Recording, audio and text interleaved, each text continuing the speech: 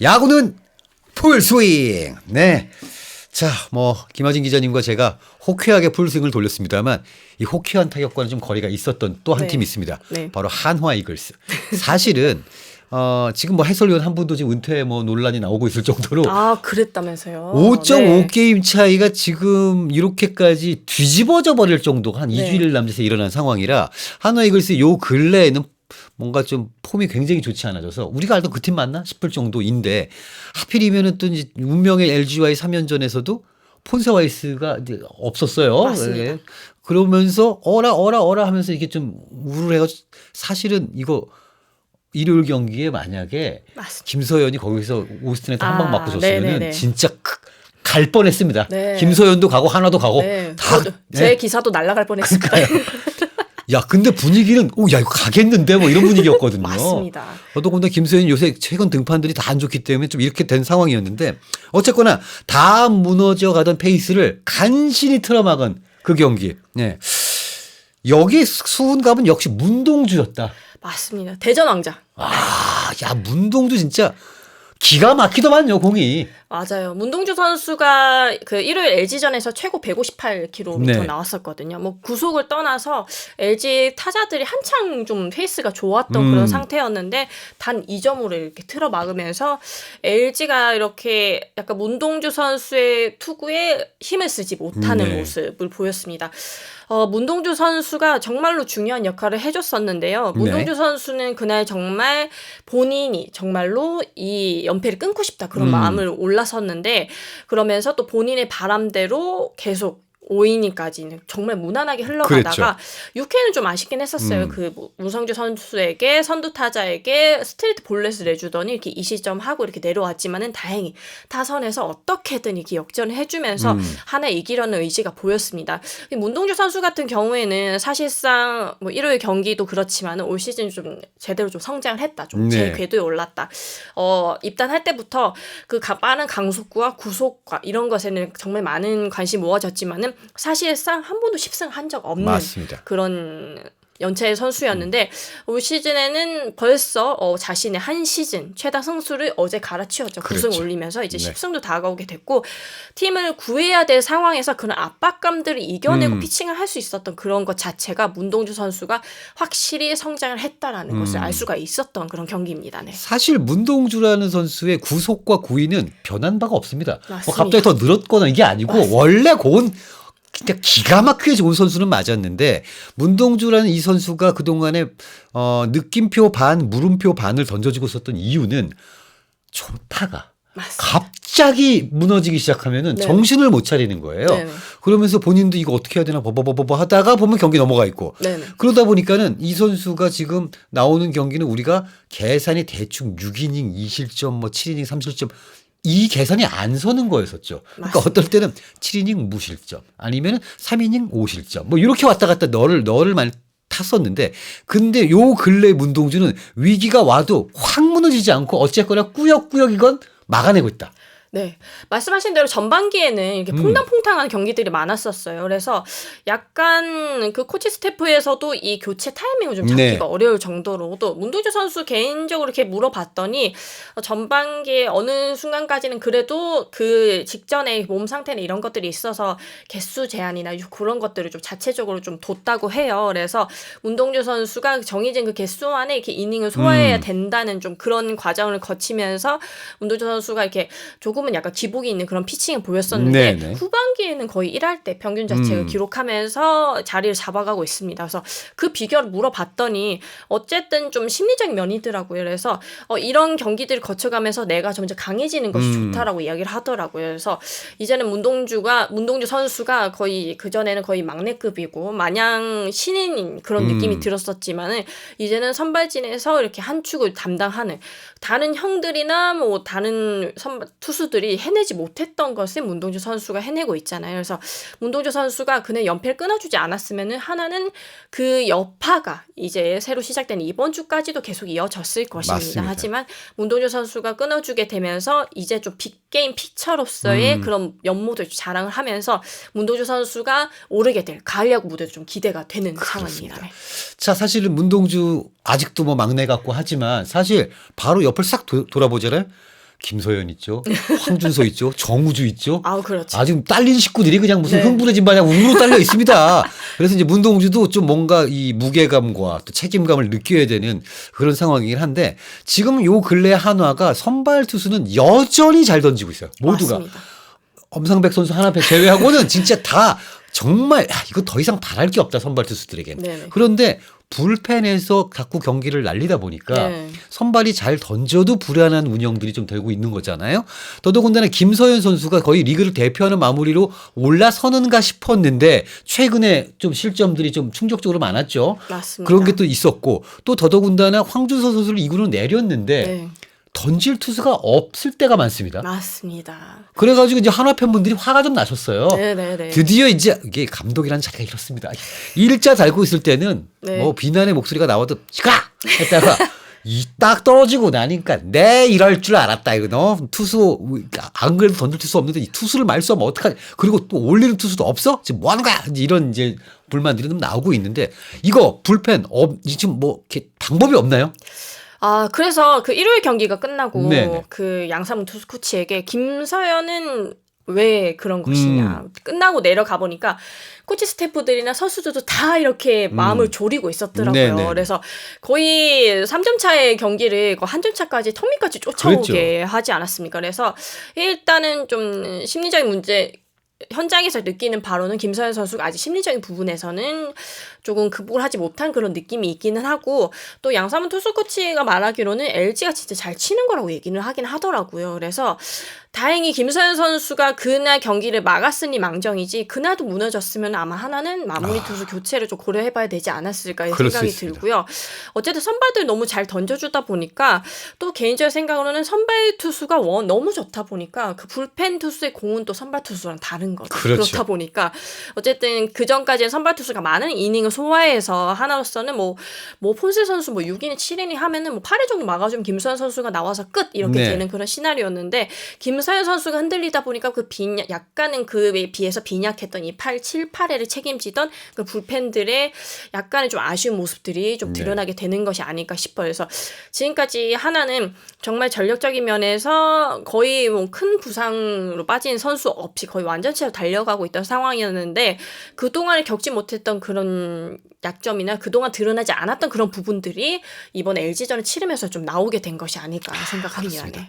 사실 LG전이 들어가기 전에 이 첫 경기 즉 유현진과 임찬규 요 매치업을 잡아내는 팀이 네. 어쩌면 수입을 할지도 모른다라는 예상을 할 정도로 네. 되게 중요한 경기를 끝내기로 졌단 말이에요. 맞습니다. 네. 그러면서 매우 어두운 먹구름이 잠실구장을 뒤덮으면서 3루 쪽만 더가워 확 덮었어요. 더가우 갔는데 분위기가 네. 제가 그날 저도 잠실에 갔었는데 네네. 끝나고 나오면서 그 한화 이글스 버스 구단 버스 세대가 네네. 나오려고 대기를 하고 그렇죠. 그 앞에 서 있죠. 관중들이 너무 많으니까 못 나가고 있어요. 다 네네. 탑승은 끝났어. 코트가 같이 있으면 되니까 맨 앞 버스에 앉아 계신 분 중에서 기사 바로 뒤 자리. 네네. 여기 이제 감독 자리 아닙니까? 그렇죠. 그렇죠. 이게 썬팅이 굉장히 진하기 때문에 잘 안 보입니다만 그 어두운 창문을 통해서도 우와, 야 진짜 무섭다. 그렇죠. 분위기가 정말 최악이었습니다. 최악. 맞습니다. 근데 어쨌거나 뭐 마지막 경기 잡긴 잡았습니다만 지금 뭐 이 어쨌거나 이 불펜진을 어떻게든 좀 잘 건사를 해야 하는 것이 지금 한화의 당면 과제이긴 한데 네. 또 타선 쪽에서 본다면 또 긍정적인 요소가 드디어 이제 손아섭 선수가 그렇죠. 1번 지명타자로 무진아. 나왔는데 네. 그때 이제 임창규 선수하고 대결도 되게 재밌었습니다. 네, 이게 네, 네. 처음에는 임창규 선수가 대건나였고 그런데 또 딱 그 유일한 타점을 또 손아섭이 네. 쳐주면서 대건나 하면서 되게 공방이 재밌었는데 어쨌든 그 이후에도 확실히 손아섭 선수가 치고 달리는 데서 뭔가 팀의 그 활력이 조금 느껴지기는 해요. 네네. 근데 아직 이건 좀 어색한 느낌이 좀 있죠. 이게 저는 처음에 이게 뭐 귀여운 건가? 이게 독수리 발톱 하는 거죠. 그렇죠. 이거 좀 안 어울리긴 했지만 네. 어쨌든 간에 좀 확실히 이 매기 효과가 있을까요?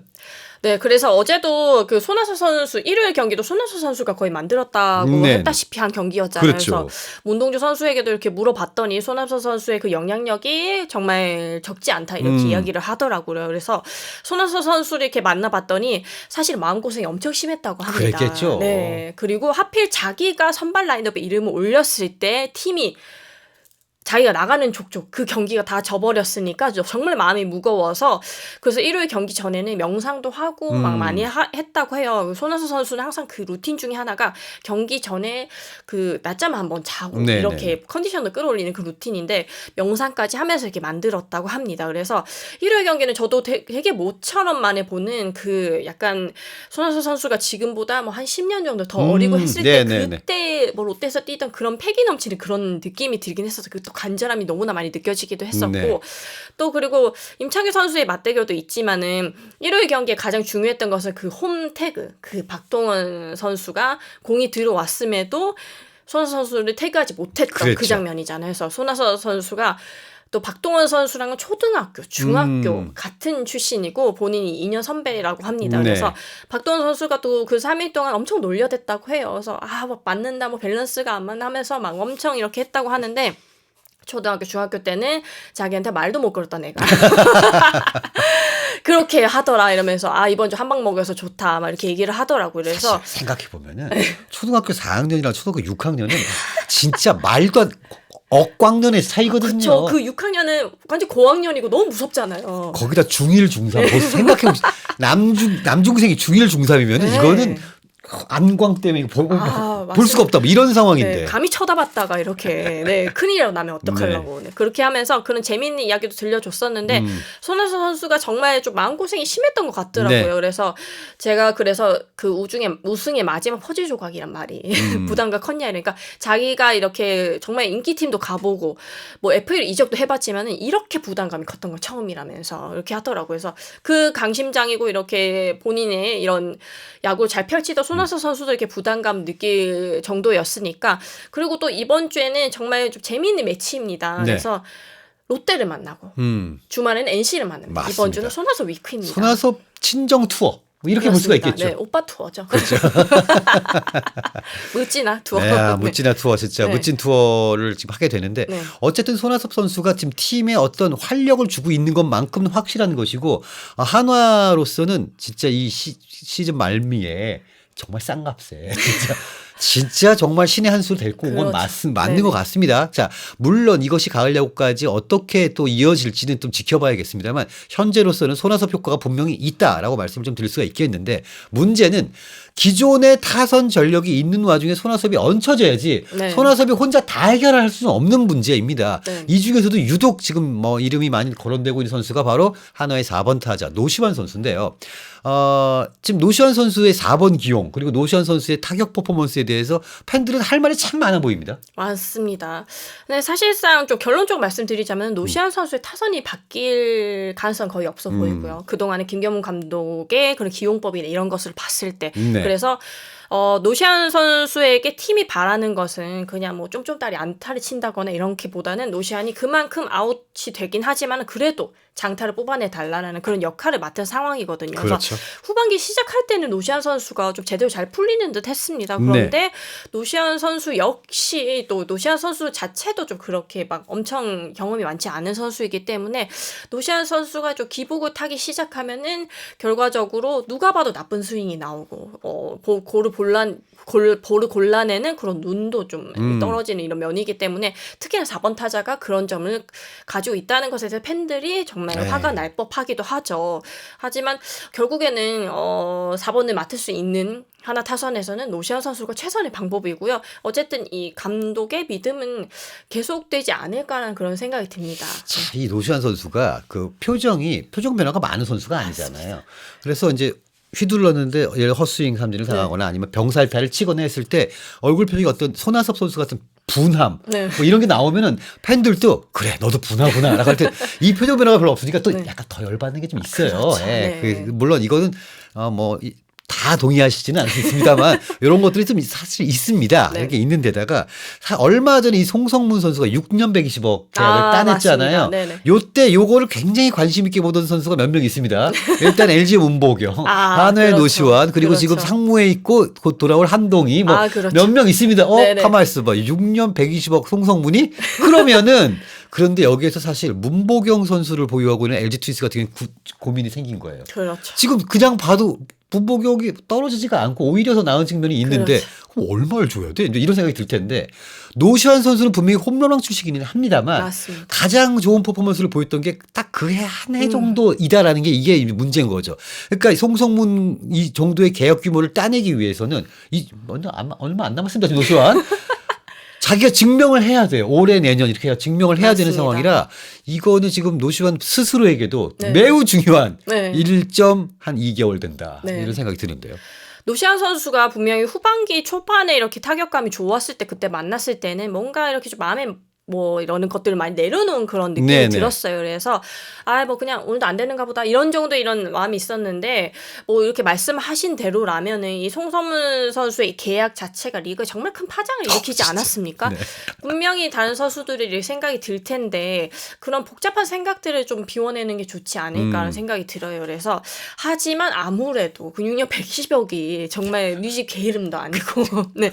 심지어 키움에서 그런 커다란 계약을 했다 이런 것 자체만으로 도 정말 같은 포지션이나 같은 선상에 있는 선수들에게 좀 많은 영향을 미치고 있을 텐데 노시환 선수의 뭐 최근 부진임 그것 때문이라고는 좀 이렇게 단정 지을 수는 없지만은 노시환 선수가 가지고 있는 부담감이나 이런 것들 좀 덜어내야 될 텐데 최근에 팀 사정으로는 그렇게 덜어낼 수가 없었던 그래서 네. 타선을 봐도 노시환 선수의 존재가 전혀 드러나지 않았던 맞습니다. 경기들이 많았습니다. 네. 하여튼 노시환 선수에게 기대하는 건 아까 말씀드린 것처럼 기습 번트, 뭐 히트앤드런 이런 게 아닙니다. 노시환 선수는 네. 뻥뻥 쳐야 네. 되는 선수이고 그리고 거기에 장점이 있는 선수죠. 뭐 네네네. 노시환 선수에게 무슨 꾀돌이 같은 플레이를 해달라는 게 아니기 그렇죠. 때문에 네. 그래서 좀 그렇게 또 그럴 만한 제목이기도 했고 네. 본인이 증명한 바도 있기 때문에 좀 돌아와서 본인의 퍼포먼스를 내면 좋겠다라는 생각이 들고요. 마지막으로 이제 또 하나 이글스의 그 아무튼 아픈 손가락도 아니야 이건 아픈 어깨. 바로 엄상백 선수인데요. 맞습니다. 자, 엄상백 선수가 이번에도 역시 기대에 부응하는 투구를 하지 못하고 네. 이번에는 아예 내려갔는데요. 네. 말소가 됐죠. 근데 또 본인의 요청으로 검진을 좀 하고 싶다라는 얘기를 했다고 하던데 맞습니다. 야, 이거 지금 이게 엄청난 큰 계약이었거든요. 지금 우리가 송성문 6년 120억 때문에 막 놀라긴 하지만 여기도 지금 4년 78억이란 말이에요. 그렇죠. 네. 이거 어떡하죠? 그래서 그 검진에 관한 내용이 네. 저희 현장에서 약간 의아한 반응이긴 했어요. 그래서 뭐 구단에도 물어보고 감독에게도 다시 한번 물어보고 이 검진은 뭐 어디가 아파서 그런 거냐. 솔직히 엄상배 선수 지금까지 투구를 보면 차라리 아팠다고 생각하는 게 더 맞을 정도로 맞습니다. 정말 제대로 네네. 풀리지 않았잖아요. 그런데 뭐 구단 측이나 감독이 설명하기로는 그냥 한 번씩 찍어보는 그런 정도다라고 이야기를 했었는데 뭐 그 설명에 따르면은 종종 이렇게 좀 찍어보기도 한다고 해요. 투수들 같은 네네네네. 경우에는 원인을 어떻게든 좀 찾아보기 위해서. 그래서 지금까지 엄상배 선수의 부진이나 그런 원인은 좀 심리적 요인이 가장 크다고 보지만은 만약에 그 검사를 통해서 무언가가 나오게 된다면은 엄상배 선수의 그런 부진한 투구가 그냥 엄상배 선수의 단순히 흔들린 정도가 아니라 원인이 명확히 있었다는 것을 좀 분석을 할 수도 있는 것이고 네. 그리고 또 하나로서는 이제 또 황준서 선수가 이제 돌아올 시기가 되고 있기 때문에 그렇죠. 다시 한번 황준서 선수를 믿을 수밖에 없고요. 뭐 김경원 감독이 나름대로 본인이 이렇게 분석한 원인은 엄상백이 FA 첫 해니까 뭐 그런 부담감이 있을 것이다라고 하는데 저는 뭐 이것도 일리가 있는 말이기도 하고 가까이서 보는 감독 말이 가장 맞을 것 같기도 생각하고 저는 엄상백 선수가 지난해 커리어 하이를 찍었거든요. 그랬죠. 그 전에 성적들을 보면은 10승을 꾸준하게 달성한 투수가 아니기는 했었습니다. 네네. 그래서 그 엄상배 선수에 대한 기대치가 너무 높았던 것이 어쨌든 하나가 거의 FA 시장 열리자마자 초반에 그 그랬죠. 계약을 하면서부터 그런 계약의 규모를 다 이끌어냈었는데 그런 점들이 오히려 엄상배 선수에게는 독이라면 독이라고 할 수도 있겠죠. 그래서 그렇다 보니까 일단은 그 검진 결과가 어떻게 나오는지를 한번 지켜보고 검진 결과를 본다고 하더라도 그래도 어쨌든 시즌을 치르는 선수들은 뭐 약간의 뼈 조각이고 이 정도로 만약 그치게 되는 거면 그건 진짜 엄상배 선수 심리적인 상태인데 그렇죠. 정말로 진짜 이렇게 문제가 있다는 것이 나오게 되면은 하나로서는 올 시즌에 투자를 한 것이 좀 아깝게 되지 않을까 생각이 지금 듭니다. 엄상백 심우준 네. 해서 이제 이게 128억짜리 네. 계약입니다. 그런데 현재까지는 이 돈이 효율적으로 쓰였다고 보기가 좀 힘들죠. 맞습니다. 어찌 보면은 그렇게 비효율적인 투자가 있었음에도 불구하고 굉장히 잘 끌어온 시즌이다라고 역설적으로 말씀을 드릴 수도 있겠습니다만 어쨌든 엄상백이라는 이 투수가 본인의 어떤 가치를 좀 증명을 하기 위해서는 확실한 반등이 좀 필요할 것 같고 또 이제 검진을 받는다고 하니 결과를 기다려 봐야겠습니다만 또 부상이라고 하기에는 구속도 잘 나왔어요. 맞습니다. 그러니까 이게 더 환장할 노릇입니다. 네. 이게. 그 검진하는 부위는 팔꿈치라고 하긴 하거든요. 근데 네. 일단은 좀 찍어본다는 그런 뉘앙스가 있기는 했는데, 네네. 좀 이례적인 일이죠. 이례적인 일이다 보니까 좀 관심이 모아지고 있어서 과연 그냥 찍는 것인지, 뭐 MRI 다들 찍어 보셨잖아요. 그렇죠. 그게 그냥 찍으러 가는 게 아니잖아요. 그렇죠. 그래서 과연 이 결과를 아마도 뭐 찍었다 하면은 이번 주 초에 당연히 결과는 네. 이런 것들이 나올 텐데 아무것도 나오지 않고 큰 게 없다면 엄상백 선수는 좀 재정비하는 시간을 가져서 그 다음에 기용을 하는 방법을 좀 고심을 해봐야 될 것 같습니다. 자, 어쨌거나 한화 이글스는 뭐 한참 좋았다가 지금 조금 조정기를 겪고 있는데 어쨌든 한화 이글스의 선발 투수가 최강이다라는 건 여전히 뭐 네, 맞습니다. 맞고요. 그리고 또 살아날 수 있는 선수들도 타선에서 이제 제 몫을 좀 해주고 김서현부터 시작하는 이제 불펜들도 좀 조절이 된다면 다시 그 강력했던 막 10연승을 2번씩이나 하고 말이죠. 했던 모습으로 돌아올 수도 있지 않을까 싶은데 자, 올해 이번엔 드디어 이제 이번 주에 롯데와의 또 운명의 그렇습니다. 3연전. 야, 이거 만약에 위닝 루징이면 그래도 좀 그럴 텐데 한 팀이 수입을 해버리거나 그렇습니다. 당하면은 이거 참 이제 4위랑 걱정해야 되는 상황이 맞습니다. 되기 때문에 네네네. 걱정이 좀 되긴 합니다만 자 어쨌든 뭐 다들 좀 잘 추스리고 네. 예, 잘 정비해가지고 또 멋진 경기들 보여주기를 희망합니다. 자 저희는 다음 콘텐츠로 돌아오겠습니다.